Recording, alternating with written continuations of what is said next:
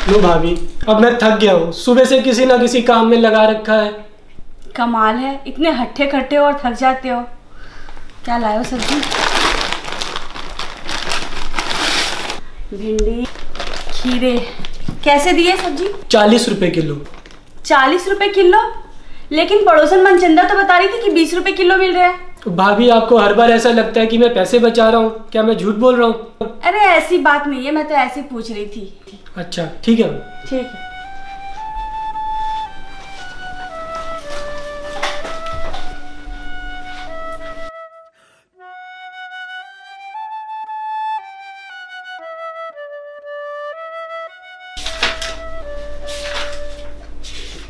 Try कर रहे, close up भी ले ले।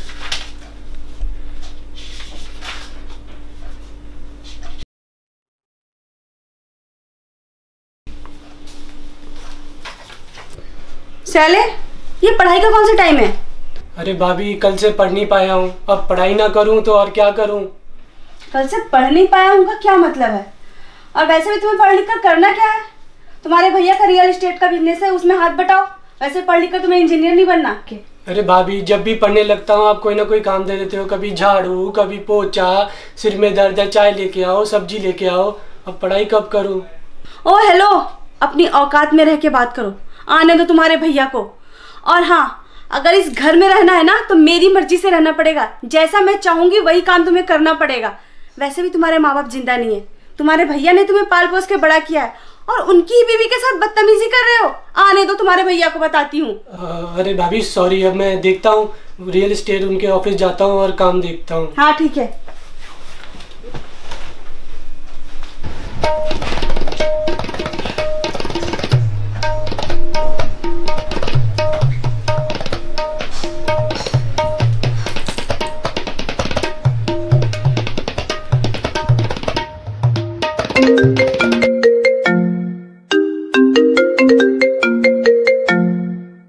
हाँ मम्मी बोलो। अरे बेटा, वो तेरे देवर शैले के लिए एक रिश्ता आया था, उसका क्या हुआ? मम्मी आपको तो पता है ना कि मैं शैले की शादी नहीं होने देना चाहती, क्योंकि अगर उसकी शादी हो गई तो हमारे ससुर जी की प्रॉपर्टी का 2 हिस्सा हो जाएगा। तो फिर तू क्या चाहती है? अरे मम्मी, आप ना हर बात भूल जाती हो। जब मैंने आपको बता दिया था कि मैं शैले की शादी नहीं होने देना चाहती, क्योंकि मैं नहीं चाहती कि प्रॉपर्टी के 2 हिस्से हो, और ससुर जी की प्रॉपर्टी में अगर उसे आधा हिस्सा मिल जाएगा फिर मेरे डुग्गू का क्या होगा? मैं तो चाहती हूँ कि उसकी शादी ही ना हो, ताकि सारी प्रॉपर्टी मेरे डुग्गू के हिस्से में आ जाए। और इसलिए तो मैं शैले को पढ़ने भी नहीं देती, ताकि अगर वो पढ़ लिख कर अगर उसकी नौकरी लग गई ना मम्मी, तो वो तो कहीं ना कहीं उसकी शादी हो ही जाएगी। और एक बार उसकी शादी हो गई तो प्रॉपर्टी के 2 हिस्से भी हो जाएंगे। लो, नीम हकीम खतराए जान, तभी तो कहते हैं आधा ज्ञान जान का खतरा होता है। मतलब मम्मी मैं समझी नहीं। अगर तू इतनी समझदार होती तो आज मेरी जगह ना होती। मम्मी पहेलियां मत बुझाओ और सीधे सीधे बताओ क्या बोलना चाहती हो। अरे पागल, मैं कहना चाहती हूँ कि धोखे से भी अगर कोई गरीब बाप अपनी बेटी को इसके पल्ले बांध दिया तो फिर तो तेरा हिस्सा तो कट सकता है ना। जरूरी थोड़ी है कि कोई बिना नौकरी वाला है तो शादी नहीं हो सकती उसकी। अरे हाँ मम्मी, मैंने तो ऐसा सोचा ही नहीं था। तो आप ही बताओ मैं क्या करूं? करना क्या है? रास्ते से रोड़े को हटाना है। मतलब मैं क्या करूं मम्मी? मुझे तो कुछ समझ में ही नहीं आ रहा। मतलब शैले का मर्डर करना है? पागल है क्या? शैले का मर्डर करके जेल जाना चाहती है क्या तू? सीधे सीधे बताओ क्या बोलना चाहती हो। देख बेटा, काम ऐसा कर कि सांप भी मर जाए और लाठी टूटना तो क्या, लाठी की गंदगी भी ना हो। जैसे जैसे मैं कहती हूँ वैसे वैसे करती जा। शैले को उसके खाने में फूड पॉइजनिंग दे, वो भी धीमा वाला, जिससे वो कुछ दिनों बाद बीमार होने लगेगा और धीमे धीमे उसकी मौत हो जाएगी। इससे ना इल्जाम तेरे सर पे आएगा और ना किसी और के, और फिर तेरा रास्ता बिल्कुल साफ है। हाँ मम्मी, आपका ये आइडिया मुझे बहुत अच्छा लगा। मैं क्या बताऊँ, मैं इतनी खुश हूँ ना कि मुझे समझ में ही नहीं आ रहा कि मैं क्या करूँ। मैं एकदम ऐसा ही करूँगी जैसा आप बोल रहे हो। मम्मी ने तो बहुत अच्छा आइडिया दिया है। जहर, स्लो पॉइजनिंग। हाँ, मुझे सैले को जहर देना ही पड़ेगा।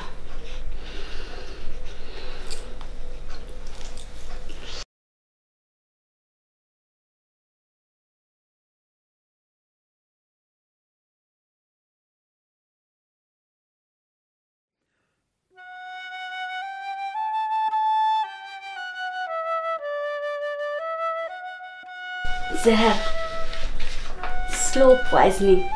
हाँ,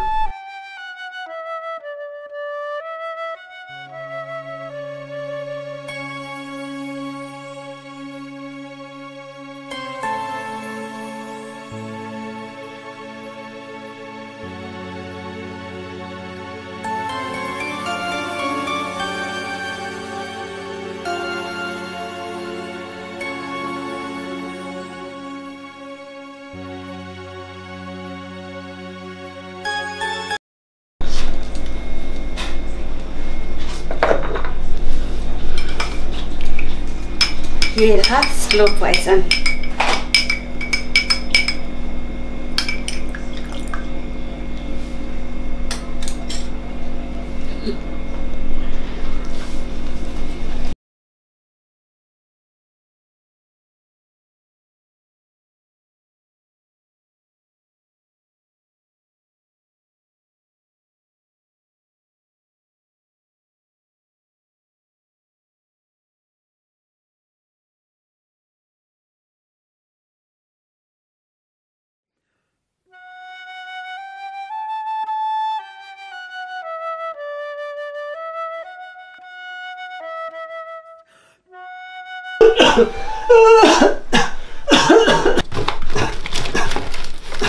भाभी मेरी याद दवाई पड़ी थी। मुझे नहीं पता, अपने सामान का ध्यान रखा करो।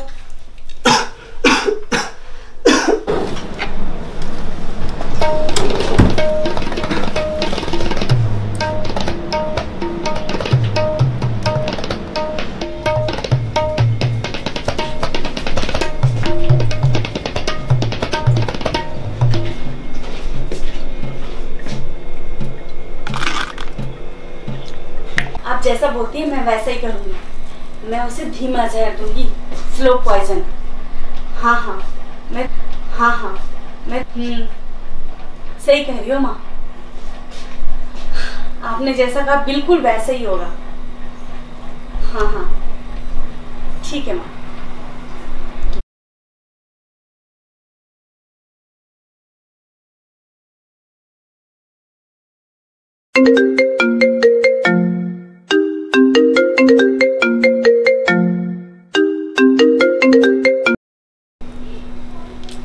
हेलो। हाँ मम्मी। अरे माँ, पता नहीं शैले मर गया है कि जिंदा है। 4 महीने हो गए, अभी तक घर नहीं लौटा है। चलो अच्छा हुआ, बिना हटाए ही मछली पानी से निकल गई। अब तो बस राज हमारा है, हमारा। क्या मम्मा, आप भी ना फालतू की बात करती हो। अब क्या अनहोनी होगी, वो इतने टाइम से घर नहीं आया। मैं इतने टाइम से उसे धीमा जहर दे रही थी, स्लो पॉइजनिंग। उसकी तबीयत तो खराब हो ही रही थी। अब क्या डर, क्या पता कहीं रास्ते में नाले में गिरा पड़ा होगा, मर गया हो। अगर किसी के हाथ लगा भी होगा तो पुलिस ने अज्ञात डेड बॉडी समझ के ठिकाने लगा दिया होगा। मम्मा, लगता है गेट पे कोई है।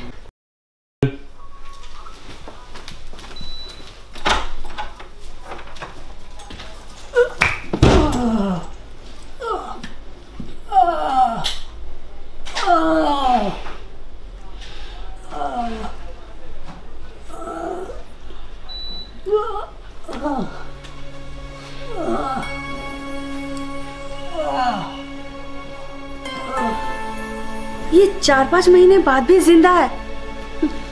खैर जो भी हो, मरने की स्थिति में तो है ही। वैसे लगता है इसका घर पे ही मरना लिखा है।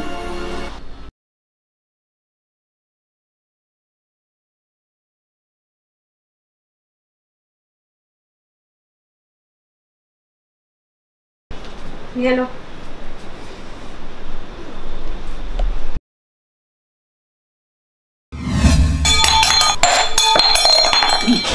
बस कर सुमन, मैंने तेरी सारी काली करतूतों के बारे में पता कर लिया था। आज से 4-5 महीने पहले मैंने तुझे तेरी माँ से बात करते हुए सुन लिया था कि तू मुझे मारना चाहती है। तो मैंने उसी समय ठान लिया था कि तेरी सारी काली करतूतों का मैं अंत करूँगा एक दिन। था कहीं डॉक्टर के पास अपना इलाज करा रहा था और देखो अब मैं बिल्कुल ठीक होके आ गया हूँ। और तू क्या बोल रही थी, मेरी शादी नहीं होगी? मेरी बीवी तुझसे ज़्यादा सुंदर है और अब मेरी शादी भी होगी और वो इसी घर में रहेगी। और 1 रुपए के लिए तुम मुझे इतना तंग करती थी, आज मैंने धन दौलत कमाई है, रियल एस्टेट का बादशाह बन गया हूँ मैं, और पैसे की कोई कमी नहीं है मेरे पास आज। और अपने हस्बैंड से पूछ लेना कि आज रियल एस्टेट का सबसे बड़ा मालिक कौन है। लेकिन तेरे काले मंसूबों के बारे में पता लगने के बाद अब मैं इस घर में से अपना हिस्सा लूँगा, मैं एक पाई का हिसाब लूँगा। अब मेरे पास कोई कमी नहीं है। जाओ तू कर लो जो करना है।